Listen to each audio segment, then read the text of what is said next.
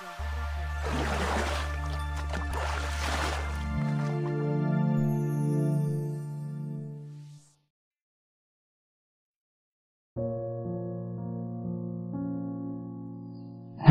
insting itu ada dua kalau di Freud. Yang pertama eros, yang kedua thanatos.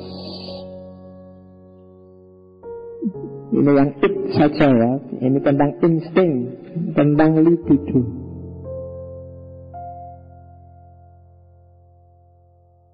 Jadi ada dua insting kita. Yang pertama adalah libido, insting reproduksi, insting yang konstruktif, yang positif. Insting untuk hidup dan bertahan hidup, memenuhi fitrah itu tadi. Itu insting libido, eros. Kasih sayang, itu eros. Nggak cuma seksual. Di bawah tak kasih penjelasan. Eros itu nggak cuma dorongan seksual, tetapi juga segala yang mendatangkan kenikmatan. Itu eros. Termasuk kasih sayangnya ibu, kasih sayangnya Tuhan. Narsisme, cinta diri itu tidak apa-apa asal nggak berlebihan. Ya kan, dikit-dikit pamer di Facebook, foto itu kampus. Apa?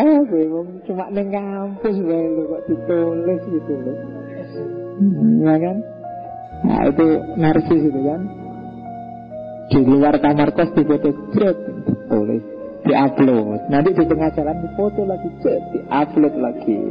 Di depan kelas upload lagi jet, di lagi. Nanti dosennya masuk dia jet sama dosennya, di-upload lagi. Ya, kurang gawenan teman. Ya, itu jenenge narsis. Tidak apa-apa, cuma jangan berlebihan. Kalau berlebihan jadi sakit jiwa. Iya, sakit jiwa itu kan bahasa halusnya, bahasa kasarnya gendeng. Oke, jadi ya, jadi ya sekarang banyak kan Facebook itu. Coba kamu teliti, jangan-jangan Facebook itu jadi sumber banyak orang sakit jiwa. Eros itu salah satu terminologi cinta dari Yunani kan itu. Ada eros, ada filia, ada agape. Kalau agape itu cinta ketuhanan. Kalau eros ini cinta libido, cinta sesama jenis. Kalau filia itu kayak filsafat itu kan filia akar katanya. Cinta sesama manusia, cinta filsafat, cinta itu pakai istilah filia. Sehingga filosofia, cinta kebijaksanaan. Kalau eros itu sebenarnya orientasinya agak ke seksual. Kalau agape itu cinta-cinta alam, cinta Tuhan sebenarnya. Oke, itu eros, dewa cinta dari Yunani. Itu insting yang positif. Tapi di balik itu ada insting yang negatif, namanya thanatos. Insting destruktif, insting agresif. Kalau dalam bahasanya Freud ini insting kematian. Jadi dalam diri kita ada insting untuk merusak, ada insting untuk menyakiti orang, ada insting, ada itu. Seneng lihat temennya susah itu ada. Kita punya sebenarnya potensi untuk kayak gitu. Namanya thanatos. Thanatos ini dewa kematian kalau dari Yunani. Ya banyak sih kalau kamu baca mitos-mitos Yunani dewa-dewa ini. Kalau kamu baca ceritanya Hercules, mungkin antara lain kamu akan ketemu Thanatos. Thanatos ini pernah perang sama Hercules dan dia kalah. Karena Hercules belain temennya. Masa ini kayak Israel kalau dalam Islam. Temenku kok mau dicabut nyawanya, terus diajak gelut sama Hercules dan kalah Thanatosnya. Kalah terus dibelenggu sama Hercules, nggak bisa ngapa-ngapain. Cuma terus karena Thanatosnya dibelenggu, maka nggak ada orang mati terusan. Sing bingung dewa perang itu Ares. Ares ini bingung, ini bolak-balik ada perang kok nggak mati-mati orangnya. Susah dia, akhirnya nyari Thanatos dibebaskan, baru ada orang mati. Kan susah kan perang bolak-balik, ada yang ditusuk, ada yang ini, orangnya nggak bisa mati. Dewa mautnya sedang libur di penjara. Susah kan kamu, stres untuk dewa perangnya. Itu gimana orang geletaan di sana sini tapi tidak ada yang mati satupun, malah susah. Nah, kecenderungan itu adalah insting kematian. Dalam diri kita ada. Itulah yang bikin ada perang, ada pembunuhan, ada kekejaman, ada penyiksaan. Kan kalian heran, kok bisa ya kayak gitu? Iya, di antara insting kita ada yang memang coraknya merusak. Kadang-kadang kan kita memang butuh merusak itu, cuma porsi dan proporsinya harus pas. Kemarin misalnya Idul Adha waktu kurban, kalau kita nggak punya Thanatos, nggak tega kita nyembelih sapi sama nyembelih kambing. Iya kan, mau nyembelih sapi, astagfirullah ini makhluk hidup, ini kasihan kan gitu. Tapi harus agak punya insting kejam dikit, dikit, disembelih malah cepat selesai. Tapi kalau nggak punya ini, yo apa-apa dalam banyak hal kita nanti susah. Mau jalan mikir, jangan-jangan nanti ini nggak semut ya, jangan-jangan kasihan semut juga makhluk hidup, tapi kamu bingung dewe nggak jelas. Harus ada insting agak sadis sedikit, Thanatos. Banyak, misalnya dokter misalnya, ya kadang-kadang harus Thanatos, bikin amputasi, bikin itu kan kejam, kaki dipotong. Ya kalau nggak dipotong malah merusak yang lain. Kadang-kadang harus kejam. Nah itu insting Thanatos. Tapi kalau keliru menakarnya, ya dunia jadi rusak. Makanya keliru, dunia juga jadi rusak. Itu yang bikin perang, pembunuhan, kekejaman, penyiksaan. Nah, itu jadinya rusak, jadi keliru. Kemarin saya baru cerita tentang kejamnya orang khalifah ketika menyiksa Al-Hallaj itu kan, bagaimana Al-Hallaj dihukum mati pada zamannya. Pertama-tama dia dirajam bareng-bareng. Setelah dirajam, hari kedua dimutilasi. Kakinya dipotong, terus tangannya dipotong. Hari ketiga dilanjutkan mutilasinya, matanya dicongkel, telinganya dipotong, hidungnya dipotong. Sampai kehabisan darah, megap-megap. Hari selanjutnya baru kepalanya dipotong. Dan belum selesai sampai di situ.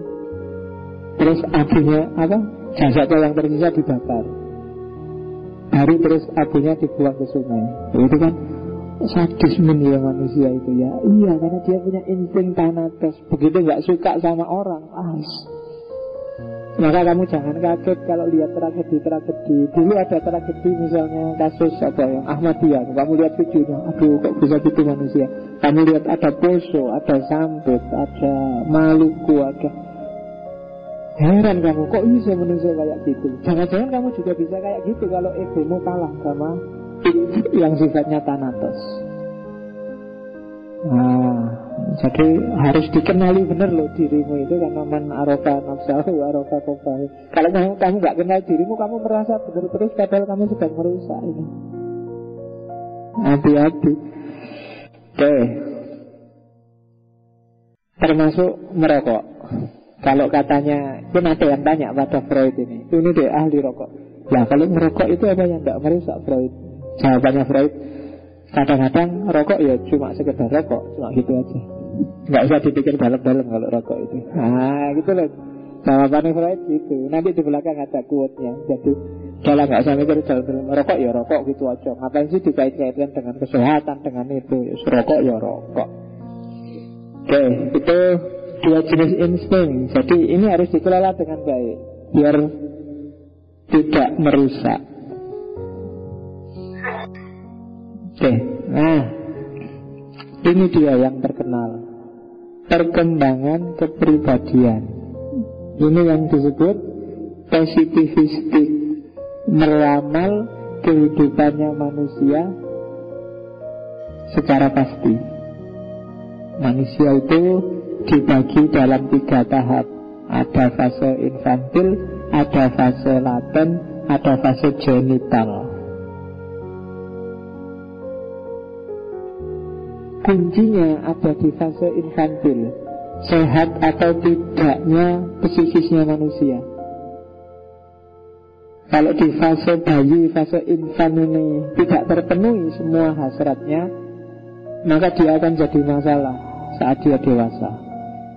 Jadi umur 0 sampai umur 6 tahun. Itu kuncinya. Kalian yang tidak bahagia di umur-umur itu, biasanya semakin besar juga kalian hidupnya akan murung, tidak akan bahagia, susah senyum sudah. Ketika kebutuhannya tidak terpenuhi. Tinggal dilihat hari ini, coba kalian mikir diri, aku itu profil yang kayak gimana ya. Itu biasanya ada pengaruh dari kecil. Dan ini harus disembuhkan. Mungkin ada timbunan-timbunan pengalaman yang tidak mengenakkan, tidak ada. Nah itu harus diungkap, dibersihkan. Kalau enggak ya kalian murung terus. Infantil itu fase awal, fase oral. Fase oral itu kenikmatannya ada di mulut. Ya yang paling jelas kelihatan kan mimik bayi pada ibunya. Kalau mimik saja nggak puas, era oral ini nggak puas, itu ya sampai besar juga akan ada dampaknya. Iya, kamu nyari seseorang terus ya. Jadi puaskanlah mimik mumpung masih kecil. Sekarang sudah telat kamu. Iya, jangan nyari mimik lagi kalau sekarang. Itu hanya untuk umur 0 sampai 1 tahun. Kalau di Freud ini dampaknya besar loh. Orang yang gak puas di fase oral itu mungkin omongnya banyak, cerewet, suka gak puas, mudah dibohongi, jenis-jenis itu. Sementara yang puas itu biasanya dia jadi pintar karena dia sudah puas, mahir mengumpulkan pengetahuan. Itu kamu baca di Freud jadi kayak gitu nanti. Nah, jadi kalau di sini kamu mikir filsafat nggak nyampe-nyampe, mungkin dulu nyusunnya belum puas. Iya, ya berat kamu memang. Kamu sudah telat sekarang ya. Kamu sudah umur berapa sekarang? Jadi fase oral adalah fase ketika orang melatih dirinya melampiaskan, memenuhi keinginan. Itu fase oral. Di atas fase oral ada fase anal. Itu kepuasannya nggak lagi di mulut tapi di anal. Kalian ngerti lah wilayah itu. Nggak perlu tak gambar. Jadi fase anal adalah fase ketika orang latihan menahan diri. Itu kan kalian latihan ke toilet waktu kecil itu kan latihan menahan diri. Sebelumnya kalian kan nggak mikir menahan, pengen pipis saja, pengen aja, nggak pernah dipikir. Tapi di fase anal kalian mulai dilatih. Latihan jangan ke susu ya, ke belakang dulu, ke kamar mandi dulu. Itu latihan menahan. Orang yang tidak sukses di sini, itu sampai besar dia susah menahan apa-apa. Iya, jadi menahan kemarahan, menahan keinginan, menahan hasrat itu susah sudah. Kalau nggak sukses di umur 1 atau sampai 2 tahun ini.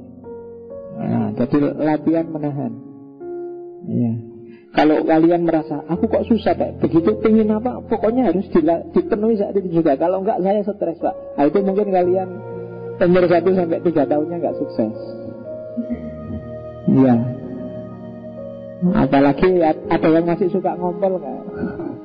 Nah, kalau ada yang masih suka ngompol berarti kamu enggak sukses sampai hari ini. Itu saja masih belum bisa menahan, apalagi yang lain. Jadi itu fase kedua. Fase ketiga itu fase falik, 2 tahun sampai 6 tahun. Nah ini kalau yang oral itu 0 sampai 1 tahun, anal itu sampai 3 tahun, ini sampai umur 6 tahun. Falik itu kebalikannya anal. Atau kebalikannya. Iya, falik itu dia dibaliknya. Jadi kalau kamu lihat daerah anal, baliklah itu. Nah itulah balik, daerah bagian depan. Kenikmatannya sekarang pindah ke situ. Kadang-kadang anak umur itu kan suka megang-megang, suka itu, karena memang sudah mulai ada di situ. Nah ini latihan reproduksi. Kalau di fase ini tidak sukses, itu ya tidak bisa produktif. Balik, jadi fase mulai kenal lawan jenis, mulai yang cowok mulai lebih suka sama mama daripada sama. Kamu manggilnya mama apa ibu?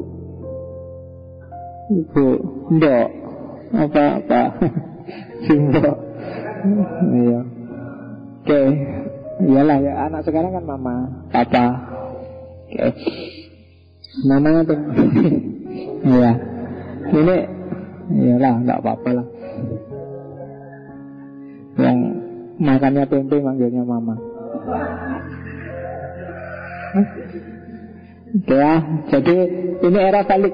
Nanti kamu baca sendiri ya era-era ketika orang dari sini nanti lahir Oedipus kompleks, lahir kayak gitu. Yang ada beberapa teori yang menurut saya nggak rasional. Tapi ya nggak apa-apa, itulah Freud dengan gayanya sendiri. Karena semua ujungnya ya seks kalau di Freud. Nah, fase infant ini fase membangun fondasi mental. Ada masalah apapun di besarmu itu karena di era-era itu. Anak-anak umur 5-6 tahun kok lihat bapak ibunya tawuran terus, itu akan membentuk karakternya. Lihat bapak ibunya males sholat akan membentuk karakternya juga. Lihat bapak ibunya males bangun ya akan membentuk karakternya juga. Nah itu era infant. Di atas itu akalnya mulai jalan. Umur 6 tahun, 5-6 tahun sampai 12. Ini kita menyebutnya puber. Mulai kenal lawan jenis, mulai ngerti mana yang cakep, mana yang gak cakep. Anak-anak umur itu mulai agak genit. Kalau perempuan mulai nyoba-nyoba make up. Kalau laki-laki kadang-kadang sudah nyampe pada mimpi basah. Ya, mimpi terus ngobrol. Ya itu fase laten. Ya, akalnya mulai jalan. Di sini ego mulai bermain. Kalau di infant itu id-nya aja yang bermain. Super ego belum berperan. Anak kecil itu nggak terlalu mikir tentang aturan, norma, nilai. Harus benar-benar diajari. Karena belum tertanam. Sopan pada orang tua, menghargai guru itu ditanamkan di era itu tapi belum tertanam. Dia hanya disuruh dan ikut aja. Di atas itu baru ada fase genital. Itu 12 tahun ke atas. Fase genital ini ya sudah mulai dianggap dewasa. Akalnya jalan, super ego mulai beroperasi. 12 tahun ke atas sudah mulai ngerti kadang-kadang id-nya gak harus dilampiaskan. Kadang-kadang demi super ego id harus disisihkan. Inginnya tidur tapi ya gak boleh bangun siang-siang, harus bangun. Nah itu di fase genital baru bisa. Anak-anak umur 12 ke bawah itu biasanya harus agak dipaksa dulu baru ikut aturan. Munculnya kesadaran itu di era genital. Anak mulai sadar, oh iya ya, hidup ini memang gak bisa sakar dewa. Itu biasanya 12 ke atas. Meskipun kalau film-film kan batasnya agak terlalu lama, 17. Sebenarnya 12 itu sudah dewasa. Jadi kalau ada kalian ada yang belum 17, masih 12 tidak apa-apa pakai teorinya Freud. 12 itu sudah dewasa. Kalau anak sekarang kan nggak nunggu 12 kan. Iya, cah cilik-cilik itu wis gitu-gitu sudah ngerti pacaran, sudah ngerti apa itu, sudah mendahului masanya. Ini kan teori yang positifis. Tidak melihat bahwa jangan-jangan perkembangan situasi, perubahan konteks bisa merubah itu. Ada kok anak yang sampai umur 12 juga masih tolak-tolak, gak ngerti apa-apa. Masih belum ngerti tanggung jawab. Masih belum ngerti hasrat seksual. Ya. Ada yang sampai mahasiswa juga masih belum ngerti. Loh ya kan, gak maksudnya, loh kalau itu sih ngerti, maksudnya super ego. Ngerti tanggung jawab, ngerti nilai, ngerti pantas nggak pantas, baik buruk. Kalian kan masih sering belum ngerti itu. Kadang-kadang id-nya masih menang. Pokoknya sadar dewe. Nyari enak, menghindari nggak enak. Ya, nggak apa-apa, wong manusia ada tipe-tipenya sendiri-sendiri. Jadi perkembangan kepribadian. Nah, sampai di titik ini kita sudah mulai ngerti seperti apa manusia isinya dalam pandangan Freud.